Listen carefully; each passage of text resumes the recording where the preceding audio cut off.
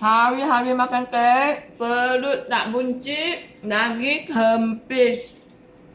Cepat-cepat korang save video ni untuk mi share dengan korang resepi macam mana nak buat kek ini. Ini bukan kek biasa. Ini ialah kek yang tanpa gluten, tanpa gula, tanpa sebarang bahan kimia.